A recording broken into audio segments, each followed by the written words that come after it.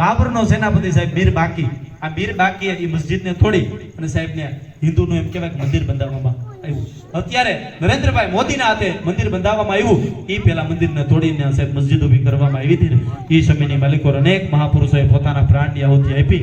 પણ બાબરે પોતાની એમ કહેવાય કે આત્મકથાની માલિકો લખ્યું, પોતાના હસ્તાક્ષરે લખ્યું છે કે મારા રાજની માલિકોર, મારા શાસનની માલિકોર કોઈ એક વ્યક્તિ આવી અને 700 મુગલ ઉપર ભારી પીડો હોય તો માત્ર ને માત્ર એક કર્મકાંડી બ્રાહ્મણ દેવીદાન પાંડે હતો સાહેબ. એ માણાને આજે ન ભૂલી શકે. 700 માણા, 1 2 3 નહીં, 700 મુગલ ઉપર ભારી પીડો તો પોતાની આત્મકથામાં એને લખ્યું. મારી ઘરની પણ નાવી કાઢેલી વાત નથી, પણ પોતાની આત્મકથામાં લખ્યું 700 માણાને ભારે પીડો તો એ દેવીદાન બ્રાહ્મણ નામનો એમ કહેવાય કે એ મર્દ વ્યક્તિત્વ હતો ને 700 મુગલોને પીછેહટ કરવી પડી હતી સાહેબ. અને એનાથી આગળ સાહેબ ભારત દેશના અંદર વિધર્મીઓને પ્રવેશ જ્યાંથી થયો ને મોહમ્મદ બિન કાસિમ નામનો એક વ્યક્તિ એ ભારત દેશની માલિકોર જ્યારે આવ્યો ને પછી એક બપ્પા રાવળ કરીને મેવાડની ધરતી ઉપર રાણો થઈ ગયો. એને બાપુ કેવું ધીંગાણો જમાઈ ગયું છે ને કેવી એની હાકદાક વાઈ ગઈ છે કે દી ભાઈ 400 વર્ષ લગી કોઈ વિધર્મી ભારત વર્ષમાં નહોતો આવ્યો. 400 વર્ષ લગી બપ્પા રાવળે ધીંગાણું કર્યું અને દી ભાઈ 400 વર્ષ લગી કોઈ વિધર્મીનો દીકરો હે ને ભારત વર્ષની ધરતીની માલિકોર નથી આવ્યો. એની તાકાત. અને આ આજે મીર બાકીએ તોડ્યું સાહેબ, મંદિર મસ્જિદ બનાવી અને અનેક લોકોએ બલિદાન દીધા સાહેબ. એક રણવિજયસિંહ નામનો રાજપૂત એને બલિદાન દીધું ને સાહેબ, એમાં કઈ નવાઈ ન કહેવાય, ગણકીયાનો ધર્મ કહેવાય. એટલે કદાચ માતાનું બલિદાન દેવું એ તો લખાવીને જ આવે છે ક્ષત્રિયના દીકરા તરીકે. પણ એની દીકરી 20 વર્ષની હતી, જુવાની માણવાની જેની ઉંમર હતી ને એ 20 વર્ષની દીકરી હાથમાં તલવાર લઈને નીકળી ગયો. મારે મારા બાપના વેરનો બદલો તો લેવો જ પડે, ધર્મ હાટું મરવું તો પડે. એટલે કેવું પડે, રણ કર કર રજ રજ રંગે રજ ઢંગે રવિ હું તોય રજ જેતી ધરણા દે રજ રજ વે રજપૂત સાહેબ. કહેવાનો અર્થ એટલો સોમનાથની બજારમાં હમીરજી ગોહિલનો પાળિયો આજે મોજૂદ છે. કરોડો વંદન કરવા પડે, પણ એ જેદી હૈલો આવતો હતો ને તેથી એને રસ્તાની માલિકોર 138 જેવા નાડોદાના દીકરા એમ કહેવાય કે પાળિયા થઈ ગયા. હજી બકુતરાના પાદરમાં પાળિયા છે. એ દેવરાજી દાદા સિંધવ સાહેબ એનો વસ્તાર હું છું. 138 હજી ઉભા છે પાળિયા અડીખમ. હમીરજી ગોહિલ સાહેબ માલિકોર થી આવ્યા, ઈ પેલા વચની માલિકોર જઈ અને વિધર્મી આરે ધીંગાણા ખેલા ને 138 પાળિયા છે ને સાહેબ. ત્યારે આજ મારી તમારી ગરિમા જેને કહેવાય ને સોમનાથની ધરતીની માલિકોર ભગવો ફરકી રહ્યો છે. આ તાકાત હોય ને સાહેબ, આ તાકાત તો આ મહાપુરુષોની છે. અને એનાથી આગળ શાહજહાંના દરબારની માલિકોર જઈ અને સાહેબ કીધું હોય, શાહજહાંના દરબારની માલિકોર જઈ અને એક વ્યક્તિ કરમસિંહ રથવી થઈ ગયો. શાહજહાંના દરબારની માલિકોર જઈ અને કીધું તું વઢિયારની માલિકોર મીટ માંડતો ને, જો મીટ માંડીને તો તને એકની બોટીઓ બહાર કાઢી લે. આખું ગુજરાત તપાસી લેવાની છૂટ છે. વઢિયારની ધરતીના 52 ગામડા એવા જ્યાં મસ્જિદ નથી. 52 ગામડા સાહેબ. આ પ્રતાપ ચકાચક બાપુએ કેમ કીધું કે આટલા ગામડાની માલિકોર જઈ અને આટલી જાગૃતતા લાવી. આજથી વર્ષો પહેલા તેથી કરમસિંહ રથવી હતો, જો એનો સાથ સહકાર મેન તમે દઈ દીધો હોત તો આજે દી નો કહેવાનો અર્થ એટલો. જેથી મહારાણા પ્રતાપ વિધર્મીની સામું લડતો હતો ને તેથી હલવર અને સલંબર એની ભેગું નહોતું, તેથી બુંદીની કોટા એની ભેગું નહોતું. તેથી એમ કહેવાય આજુબાજુના પરગણાનો કોઈ રાજા મહારાજાની ભેડા નહોતા ને એટલે આજ મારા તમારા દિવસો આવ્યા નથી. હજી ભલામણા રાજા સાહિજા ભારત વર્ષની માલિકો રોજ અને એક વિધર્મીની તેવડ જ નથી. ભલામણા ભારત વર્ષની માલિકો એમ કહેવાય ડગલા માંડી શકે. એક છત્રપતિ શિવાજી મહારાજ લઈ લ્યો સાહેબ, કરોડો વંદન કરવા પડે.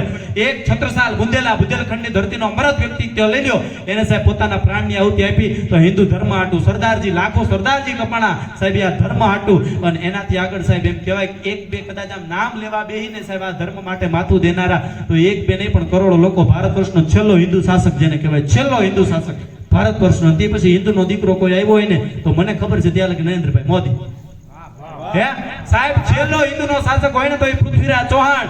એ પૃથ્વીરાજ ચૌહાણ એમ કહેવાય કે ઈ ધીંગાણાની માલિકોર પોતાના દુશ્મનને 17 વખત હરાવ્યો હતો. કેટલી વખત હરાવ્યો હતો? 17 વખત. એટલે કદાચ કોઈ એમ કહેતો હોય કે એનો ધર્મ મહાન તો કદાચ વંદન કરીને નીકળી જાયજો, પણ મનની માલિકોર ઈ ભાવના રાખજો. સનાતનથી આગળ તો દુનિયામાં કોઈ આવ્યું નથી, આવવાનું નથી, ભવિષ્યમાં કોઈ આવશે નહીં. આ ધરતીની તાકાત. અને સાહેબ કાર સેવકોની જો વાત કરું તો એક કાર સેવકને માત્ર હું મળ્યો છું મારા કાર્યક્રમની માલિકો અચાનક મુલાકાત. મને ખરેખર એમ થઈ ગયું કે આ લોકોના બલિદાનને વંદન કરવા પડે. એ કાર સેવક રાજકોટની માલિકો હજી જીવે છે અને એ માણસ આ જેટલા પણ યુદ્ધો ખેડાણા ને આ કાર સેવકોના યુદ્ધો એની માલિકો એ માણસ હાજર હતો. અને એ માણસે કીધેલી વાત કે ઘરેથી છે ને ખાલી પહેરે લુગડે નીકળી ગયા. ખાલી પહેરે લુગડે કોઈ પણ જાતની આમ નહોતી કે ત્યાંથી કાંઈ 5-5 લાખનો ચેક મળવાનો નહોતો. આજ રામ મંદિર બની ગયું તો એને મેં તમે કાંઈ પ્રોત્સાહન નથી આપ્યું, પણ છતાંય એના મનની માલિકોર એમ જ હતું, અયોધ્યાની ધરતીની માલિકોર મર્યાદા પુરુષોત્તમ રામચંદ્ર ભગવાન પોતાના નિજ મંદિરમાં પ્રવેશ કરે. બસ બીજું કોઈ પણ જાતનો સ્વાર્થ નહોતો સાહેબ. કહેવાનો અર્થ એટલો છે કે જિંદગીની માલિકોર જિંદગી મળ્યો તો કઈક ધર્મના નામે હે ને મારે તમારે ધર્મ હાટું જ જીવન જીવવાનું છે. હવે પેલા કરતા બહુ સમય અત્યારે ખરાબ, મારો ખરેખર આ વિષય નથી, પણ જેમ બને ને એમ ભજનની પડખે જાયજો. હાથમાં તલવારું લેવા તલવારું લઈજો, પણ ઈ પેલા ભજનના પડખે વ્યા જાજો. તલવારું લેવાનો સમય કોઈ દી નહીં આવે. એક બે ને હજારો દાખલા. તો બાપુ અનેક ભજન આપણે એમની પાસે સાંભળીએ એટલા ઓછા સાહેબ. ભજનની માલિકોર જ મહાપુરુષો મને તમને કહી દેશે ખાલી આની પડખે વ્યાઓ. એક રામચંદ્ર ભગવાન, એનો બીજો અવતાર કૃષ્ણ, મને એના અવતાર થયા. એક રામદેવ પીરનો અવતાર લઈ લ્યો સાહેબ. એક ચોખવટ વાળી વાત કરવા વાત છે ને, પુરાવા સાથે લઈને આવું છું. સાંભળજો વાત. આમાંથી રામા મંડળમાં જોધાણાના બાદશાહ કેટલાય જોયો? જોધાણાના બાદશાહ કહી દો તમે તો રામા, હું ખુલ્લી કિતાબ કહેવા નીકળું, મારી પાસે પ્રૂફ પુરાવાની વાત કરું. જોધાણાનો બાદશાહ આવે, એની માલિકોર હરભુજી આવે, હરભુજીને 2-5 વસ્તુ આપે, પછી એમ કે આની રક્ષા કરજો. જોધાણાનો બાદશાહ હરભુજીને જેલમાં પૂર્યો, પછી એક માતાજીને સંભળે, અને એક પછી એક માતાજી આવે, બધી માતાજીને જેલમાં પૂરે જોધાણાનો બાદશાહ. આ પોસિબલ છે? આ પોસિબલ છે? કોઈ એક વિધર્મી માણા એનાથી મારીને તમારી ખોડિયાર બંદીવાન બને, માં ભગવતી મોગલ બંદીવાન બને, માં જગદંબા જોગમાયા મેલની બંદીવાન બને, ગઢ પાવાની કાળકા કોઈની બંદીવાન બને, ચોટીલાની ચામુંડ કોઈની બંદીવાન બને. દરેક લોક ડાયરાની માલિકોર ને સંતવાણીની માલિકોર આ વાત કરું છું. આ પ્રસંગ છે ને, ઘડી કાઢેલો તમામ પણ ખોટી વાત છે. જગ જાહેર કહી શકું એવા પુરાવા લઈને બેઠો છું. એક પુરાવો હારે લઈને આવો, બીજો પુરાવો ઘરની માલિકોર તિજોરી રાખ્યો છે. સાંભળજો, એક જોધાણાનો બાદશાહ સનાતન ધર્મના દેવી દેવતાને કેદ કરે, હનુમાનજી મહારાજને કેદ કરે, અને પછી રામાપીર આવે એ બધાને છોડાવે, અને પછી એનાથી આગળ પછી આ ઘટના કી થાય. આવું આપ સર્વે જોયું છે ને, હજી યુટ્યુબમાં આવા 500 એના કેવાક મંડળવાળા કરે છે પોતાના. હું એમ તો જે કાંઈ પણ હોય મારે કોઈ વિરોધ નહીં, કોઈ ટીકા ટિપ્પણી નહીં, પણ સત્યની પાસે જઈજો. પ્રસંગ શું બન્યો ને એની હું તમને વાત કરું ને એક પુરાવો આપું. 5 જણા ભજન પ્રેમી હશે તો એમ કહેશે કે ના વાત સાચી. સાંભળજો, આવી કોઈ ઘટના નથી ઘટી. જોધાણાનો બાદશાહ એને એમ કહેવાય, હરજી ભાટીએ જોધાણાના બગીચાની માલિકો રામદેવજી મહારાજનો પાઠ પૂર્યો. રામદેવજી મહારાજનો પાઠ જોધાણાના બાદશાહે પૂર્યો. એક વચમાં બીજી વાત લઈ લો. આપણે ગમીને જોતા હોય રામાપીરને અને હરજી ભાટીને કેટલો સમયગાળાનો ફેર છે ખબર છે કોઈ?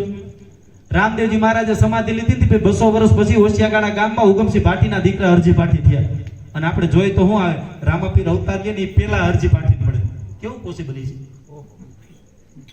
પુરાવા સાથે જો કોઈ ઘરની બનાવી કાઢેલી વાત જ નથી.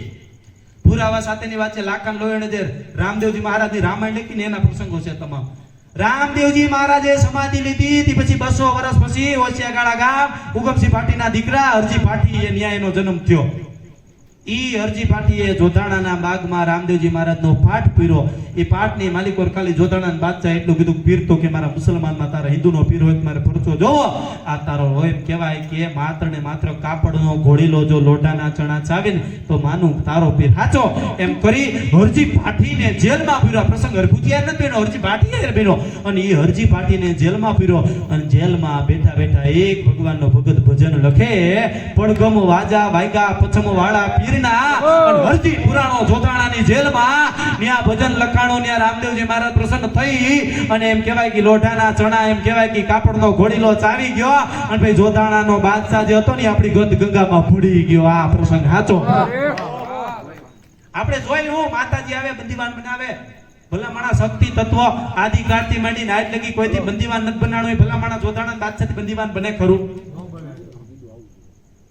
વિચાર્યા જેવી વાત. છતાંય આપણે ત્યાં બેઠા બેઠા અમુક કોઈ વિરોધ નથી કરતો, કોઈ મારો બાપેલો કોઈનો વિરોધ નથી કરતો.